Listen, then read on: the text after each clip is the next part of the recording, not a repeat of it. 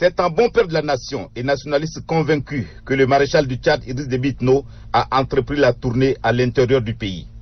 Comme à chacune des étapes, il a convié toutes les forces vives de la province du Logone oriental pour les écouter, les édifier sur les conduites à tenir pour le Tchad éternel, mais aussi annoncer de grands projets de développement socio-économique. Il n'y a pas un autre Tchad de secours. Par conséquent, les Tchadiens doivent bannir tous les comportements et pensées néfastes dont les conséquences seront incalculables pour le pays. Le Tchad, qui a trop souffert des agissements de ses fils, mais aussi des agissements de l'extérieur, a besoin aujourd'hui de l'inclusion de ses filles et fils autour de valeurs républicaines pour soutenir les efforts du développement enclenchés.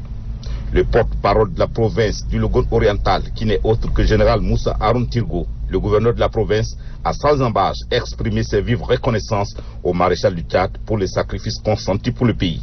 Rappelons au passage les tristes souvenirs du 2 février 2008. Le gouverneur, qui a présenté au nom de sa population quelques doléances au maréchal du Tchad, a dit que sur le plan de sécurisation des personnes et des biens, sa province n'a pas de soucis majeurs. C'est un accueil enthousiaste. Il y a toujours une touche particulière à chaque fois que j'arrive ici à Doba. C'est par ces mots que le maréchal du Tchad a introduit les échanges avec ses frères et sœurs du Logone oriental. Le chef de l'État, qui ne connaît pas faire la langue de bois, a repris, mais aussi félicité l'administration et la population du Logone oriental. Globalement, le Logone oriental a avoué le maréchal du Tchad n'a rien à se reprocher. C'est l'un des modèles de l'hospitalité. Le Logone oriental, dont le sous-sol a permis au Tchad de jeter les bases de son développement, reste pour le maréchal du Tchad un symbole. Mais sur le cœur, le chef de l'État est revenu sur les péripéties qui ont jalonné l'histoire de l'exploitation du pétrole de Doba ainsi que la gestion de ses revenus.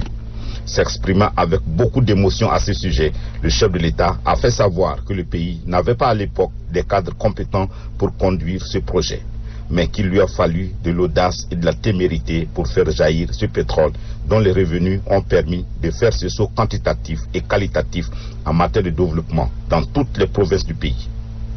Pour ce faire, le maréchal du Tchad dit ne pas oublier cette province. Tous les projets de développement qu'il a nourris pour cette province, mais malheureusement aux arrêts à cause de la chute brutale du cours du pétrole, reprendront. Le Logone oriental sera le fleuron du développement au regard des annonces qu'il a faites, aussi bien à court, moyen et long terme.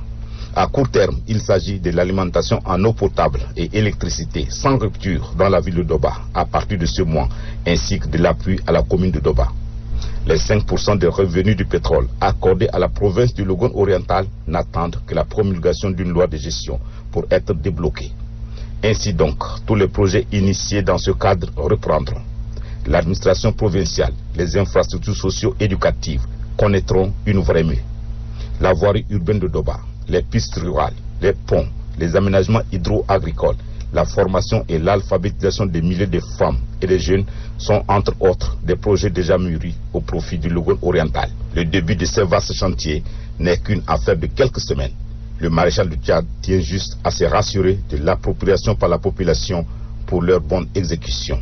S'inquiétant des propos divisionnistes de certains hommes politiques qui incitent les Tchadiens à la haine, le maréchal du Tchad a été sans équivoque en les mettant en garde. Aucun combat ne peut être gagné sans la paix. L'exposé du chef de l'État est entrecoupé par des applaudissements nourris de l'assistance, tant les propos ont été fraternels, francs et directs.